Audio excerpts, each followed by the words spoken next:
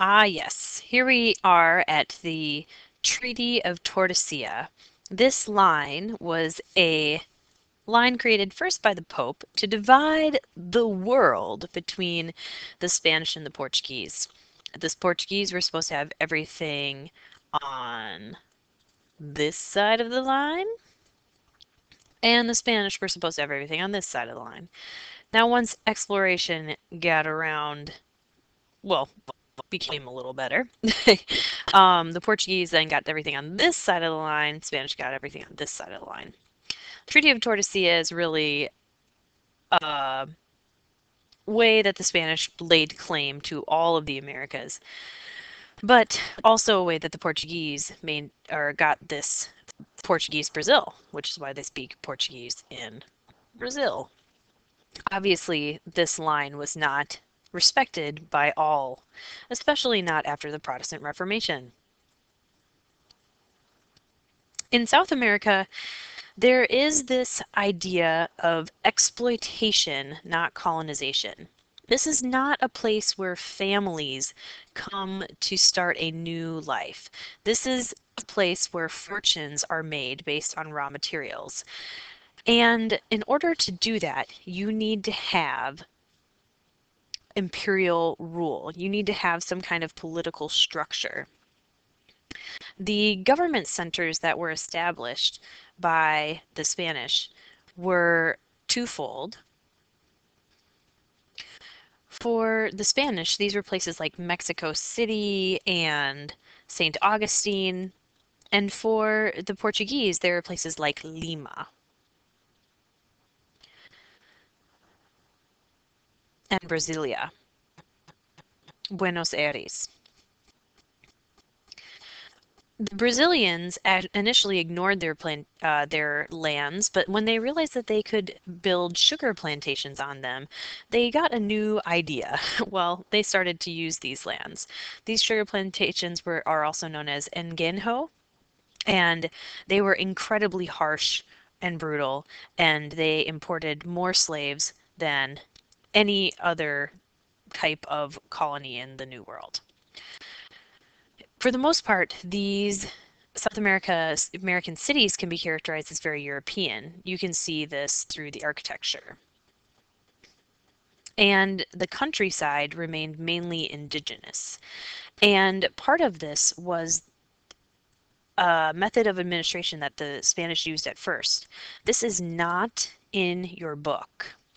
The República de Indios was a way to separate the Spanish and other ethnic groups.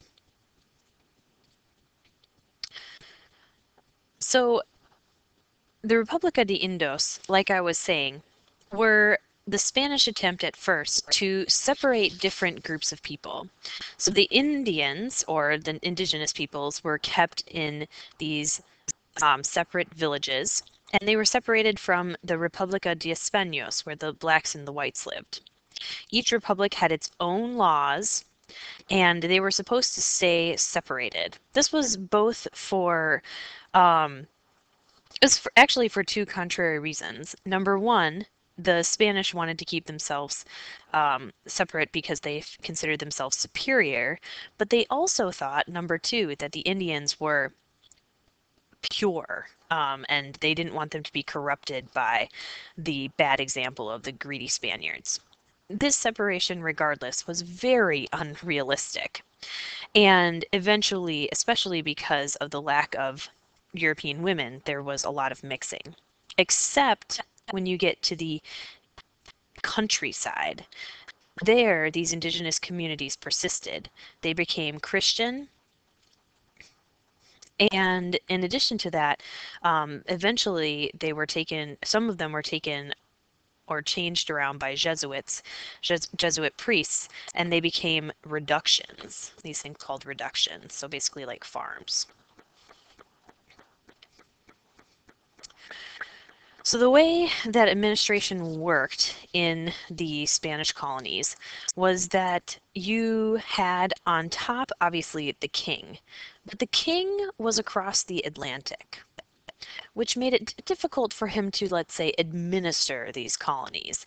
He couldn't just hop a plane and settle disputes. So in his stead, you had the viceroyal or the viceroy, kind of like the vice president. And this person was incredibly powerful. However, they were supposed to be checked by groups of lawyers called audiencia.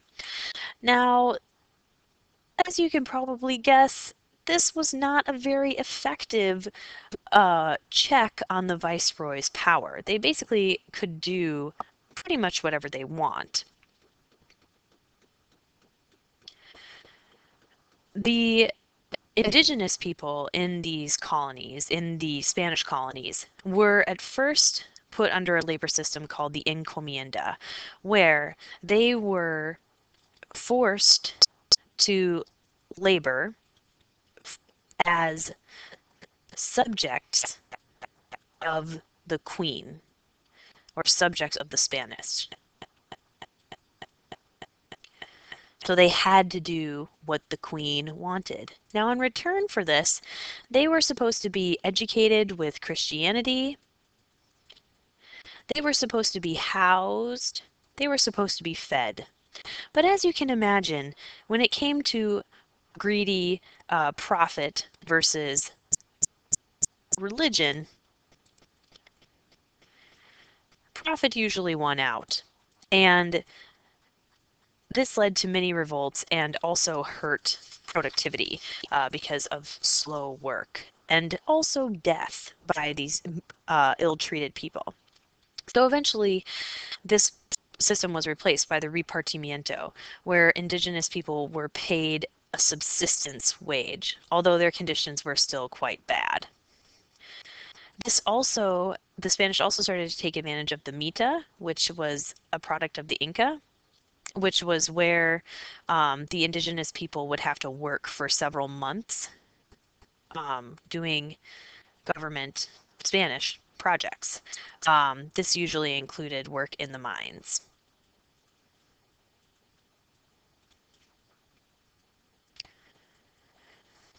So in the Spanish mines, we just covered the encomienda to repartimiento systems. One of their biggest products was silver. Silver from the prosperous mines of Zacatecas and Potosi served as the main attraction to the Spanish.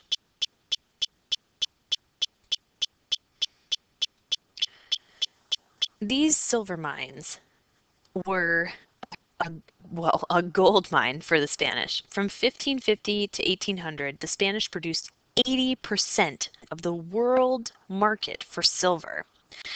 And 1/5 of that, called the quinto, was reserved specifically for the Spanish government.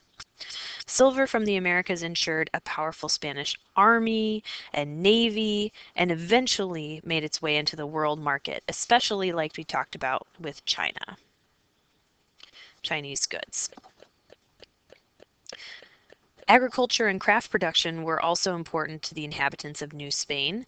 When I say crafts, one example of that would be musical instruments. And these huge plantations were called haciendas, and they were a center for both activities. In an attempt to supply labor to these mines and farms, but also provide fair wages and reduce brutal treatment, these encomiendas were replaced by repartimientos and the mita system, which we already talked about. Now, a lot of times, as we're going to see in both the Spanish and the Portuguese, new lands used for monocropping resulted in deforestation, soil depletion, and pollution because of this extreme need to take out as much resources as possible, as quickly as possible. I already mentioned in Spain these sugar plantations, the Engejo, and the labor was a problem for these Ingenho, sorry, because of the ravages of disease. And so the Portuguese turned to a particularly brutal system of slavery using Africans. And in chapter 26, we'll explore just how many slaves were brought to the Portuguese colony of Brazil. But for now, I'll tell you, in 1700, there were about 150,000 slaves, which was half of the population. And slaves would usually die within the first couple of years of living there. And about 70% of the total number of slaves brought to the Americas went to these sugar plantations.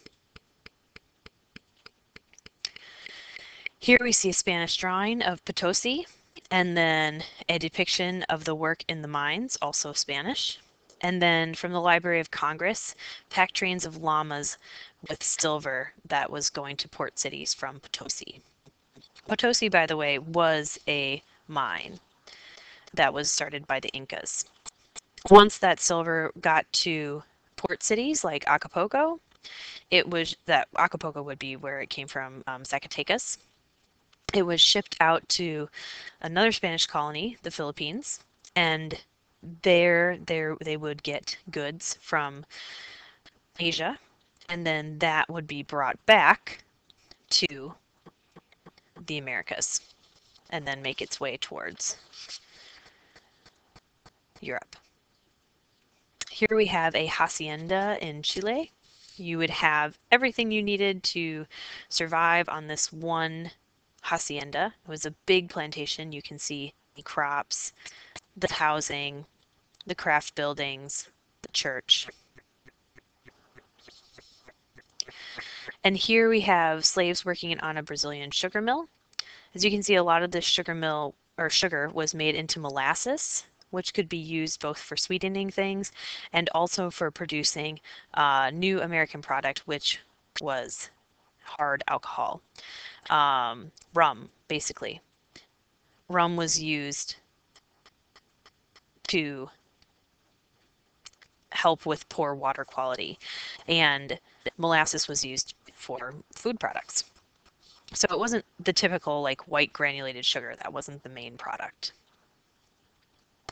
Next, we're going to cover North America.